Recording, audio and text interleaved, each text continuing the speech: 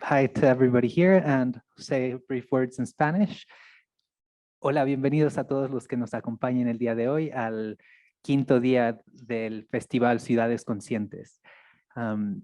Esta mañana estamos muy emocionados de tener, creo, desde Europa, no sé en qué lugar esté actualmente, a la artista visual Helen Teede.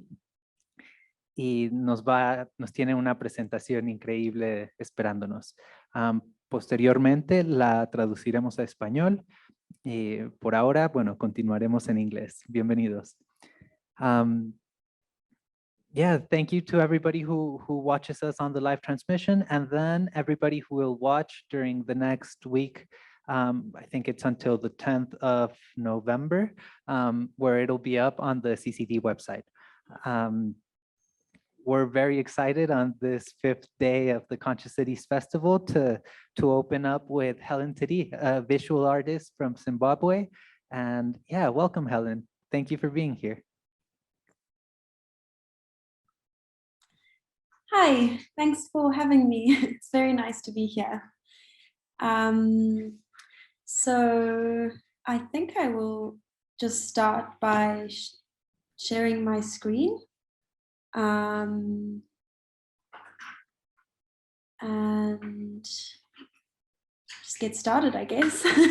So my talk is about painting as interdisciplinary storytelling in ecogothic times. And it will be in 3 parts.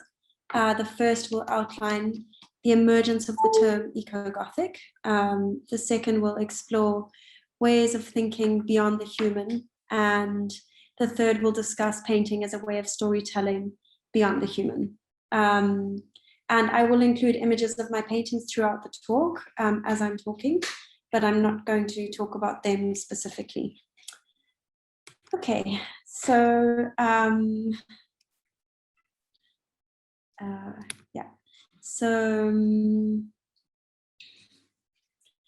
came to the ecogothic through the intersection of ecofeminism, post-colonial justice, gender freedom, and environmental conservation. The thread by which it connects these areas is interesting to me because through the Gothic, which is by nature political and transgressive, there's a kind of aesthetic across which storytelling can happen in ways other than using language. And I think that an eco-critical conscience hinges on our ability to imagine outside the bounds of human language. So in my research, I'm increasingly finding the Gothic to be an important transgressive tool because it plays on a language of estrangement rather than belonging, and it articulates what often cannot be expressed in other forms under conditions of cultural erasure and systemic oppression. So I come from Zimbabwe, a place that is still paying the price for after years of colonial rule. And for the past 3 years, I have been living in Venice, in Italy. Both places viscerally evoke this idea of estrangement and the Gothic for me in the monstrosities of their haunted histories and in the different ways in which nature intertwines itself in human lives in both places. So in my research, I'm increasingly finding the Gothic to be an important transgressive tool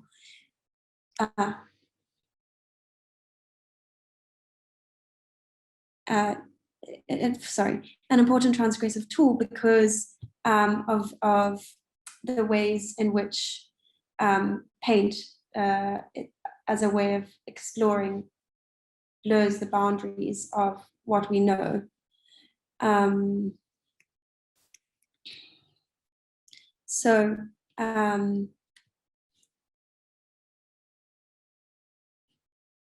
Sorry, I'm having a technical. So to just define the ecogothic a bit, I'm drawing on a very good lecture by Kirsty Strange, Romancing the Gothic, Ecogothic and the Anthropocene.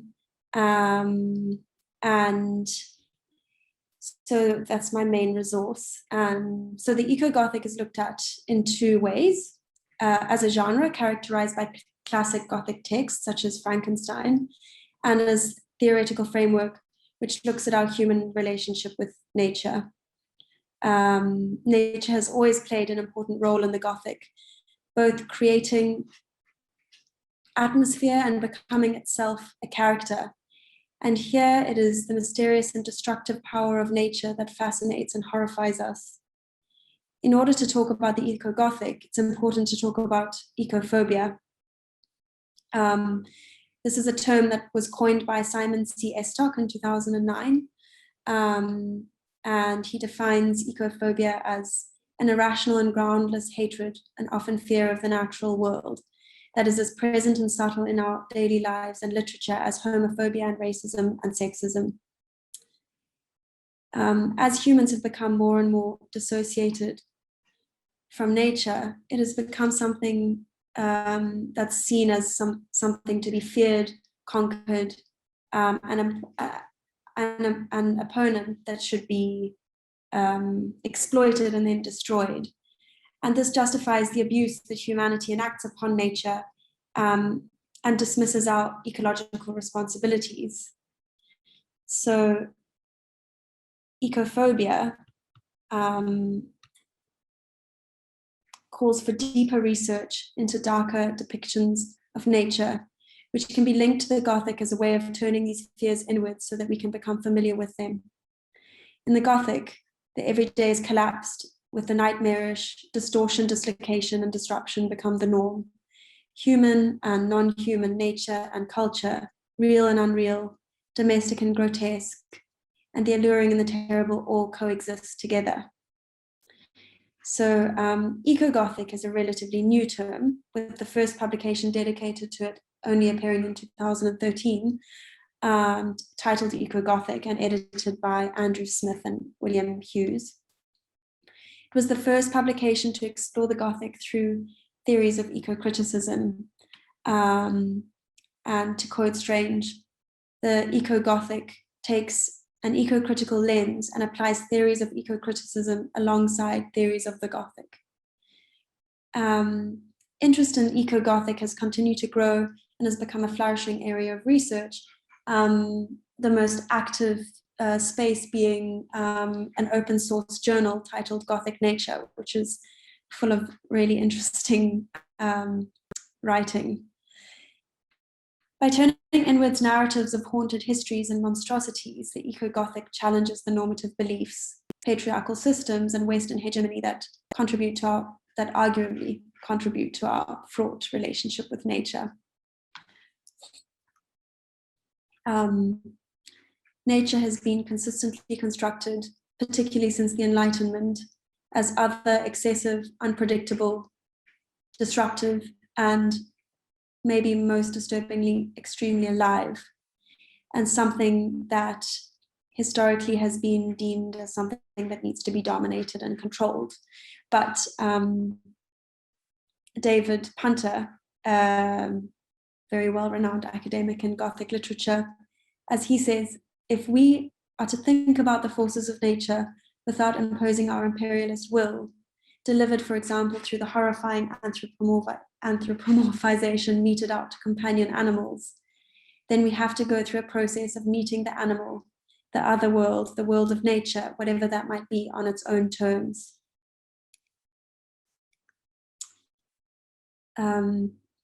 There is a pre-cultural, going beyond the human puts us in a crisis of language. So much because it hollows out the experience that it's called upon to represent. It separates us from lived reality in some way. Emily Carr writes also about the eco-Gothic that there is a pre-cultural, pre-discursive approach to reality that does not rely on the autonomous human intellect, but rather accepts that our perceptual and conceptual relationship with the world is fraught with ambiguity. And this kind of organizing intellect is not avant-garde, but is necessary if that is we are to overcome our collective illusions and conservative categorical identifications with human nature, human creation, human activity, human intelligibility, and human rights.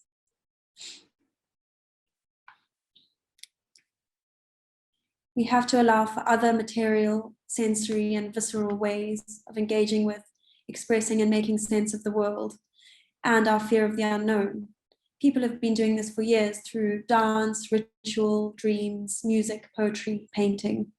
But I think it is more and more urgent to tell stories in these different ways that engage better somehow with the non-human than language can.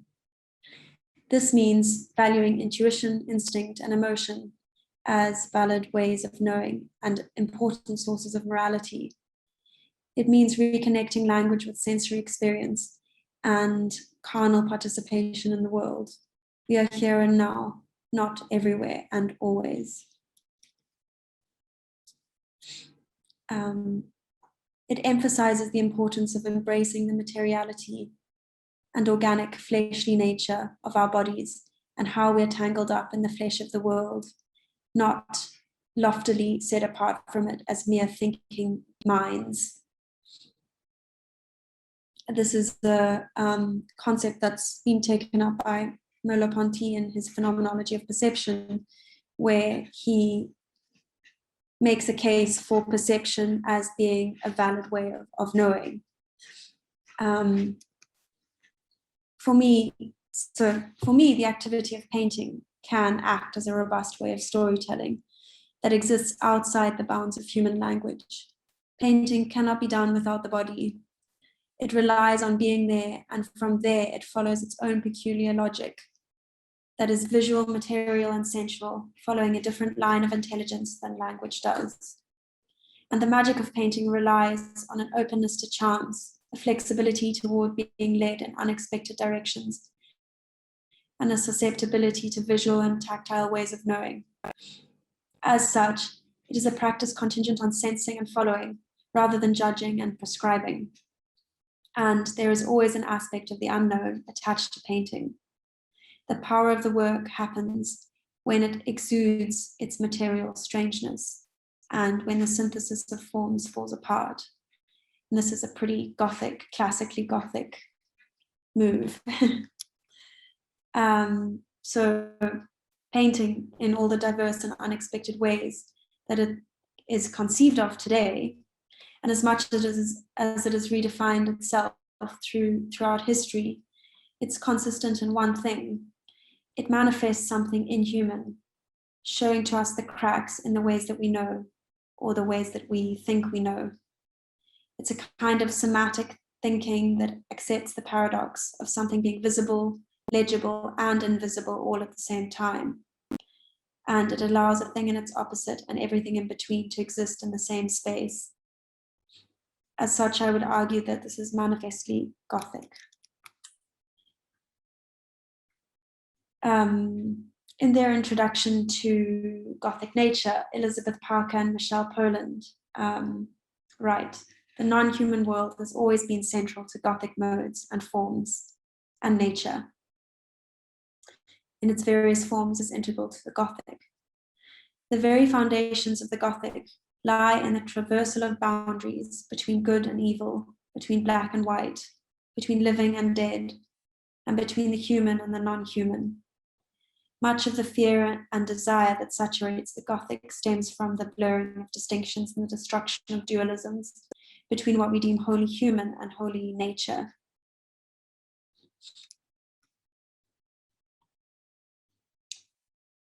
Climate change is a strong component within contemporary Gothic discourse because despite the apparent dwindling relevance to wilderness in our everyday lives, nature seems to be more and more present as a background anxiety, a fear that we are leaving an epoch of relative stability and creeping into the unknown.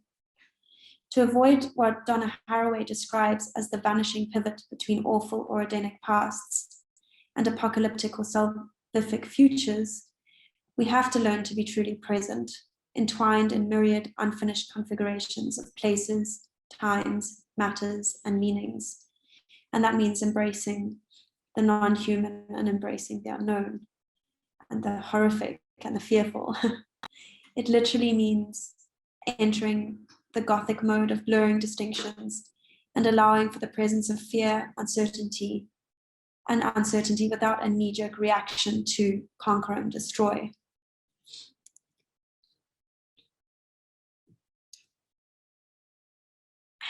Haraway defines our epoch not as the Anthropocene, but as the Cthulhucene, which intertwines human and non-human, asserting that as humans we cannot separate ourselves from the flesh, forest, soil, and creatures of the world.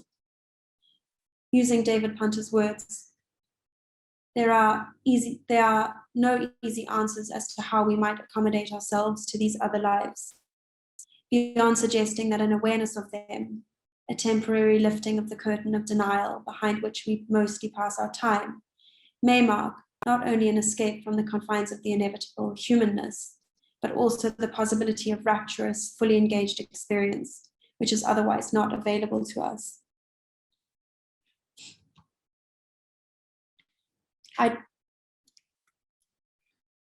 I don't think a world that is dying is a world that cannot be articulated in. I think that a world that is dying is a world that cannot really be articulated using common language.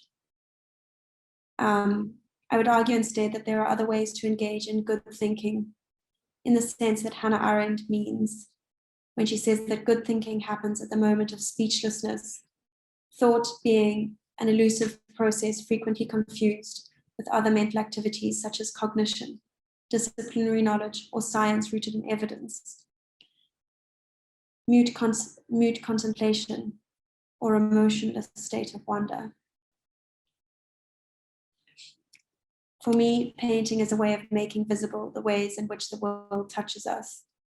If we open ourselves up to a painting, it can give us the space to think and feel all of those things that cannot be described or represented, only evoked.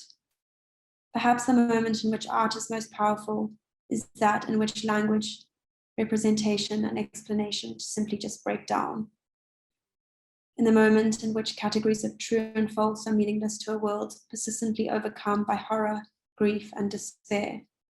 Some things simply confound representation, for all they are obsessively the subject of it. Extreme violence, the body in pain, mass extinctions, a wounded earth, multi-species genocide, but also acts of love, expressions of hope, and moments of flourishing and survival. So to think along Gothic lines means accepting the risk of persistent contingency and collective thinking, abandoning individualism and actively deciding to make kin with each other as well as with non-human beings. And I think that I spoke very fast because because I'm finished. That is perfect. Does anyone have a question for Helen? If not, I have quite a few. So no, okay. Oh wait, I also have to check the live transmission, but I'll check that for the questions in a bit. I really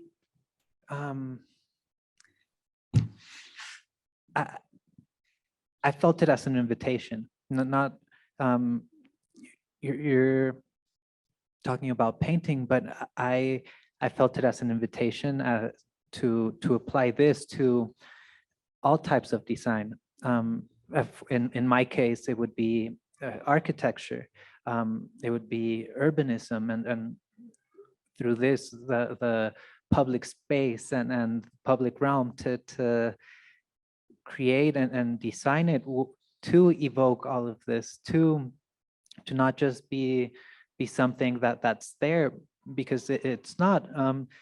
It's already affecting us. We're already living it. We're already experiencing it. It's shaping our way of thinking. And if we do that intentionally, if we design it this way, then we will begin to evoke all these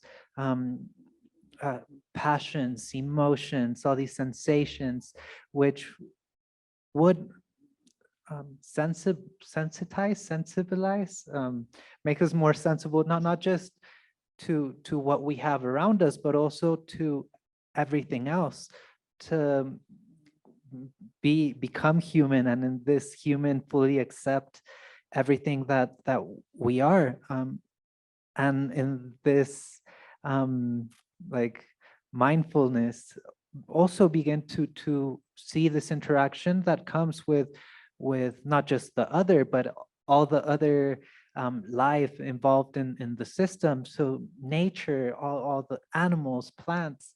So I felt it as an invitation to all designers. Yes, it definitely is. I mean, I'm just talking about painting because it's my way. It's the only thing I can do.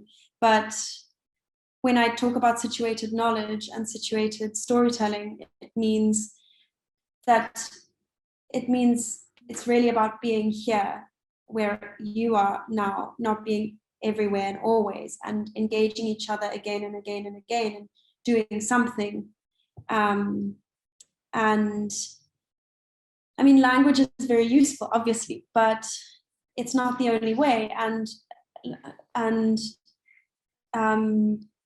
I guess since the 15th century and Cartesian kind of way of thinking, the idea of the mind and language as the only aspect that constitutes knowledge is, it doesn't really make any sense, especially as we are realizing more and more how separating ourselves from the world around us intellectually actually disrupts our relationship with it, which then leads to all sorts of concatenations of, you know, natural disaster and bad architecture and so on and so forth.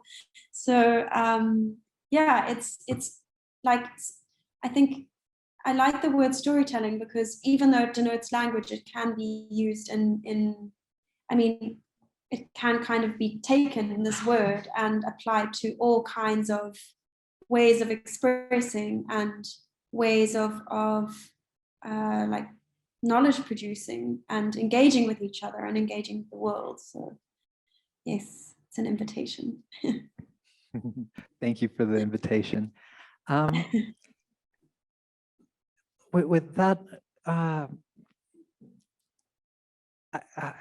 I would like to ask, perhaps maybe could you share a bit of your process and how you bring all of these variables and way of, I'm sure that this is how you live life. So how do you manifest that into this storytelling? I think that the first thing is to engage in a kind of fascinated observation of the world. So you're kind of engaging with the world phenomenologically because you are looking at things as they are. So that's very important. And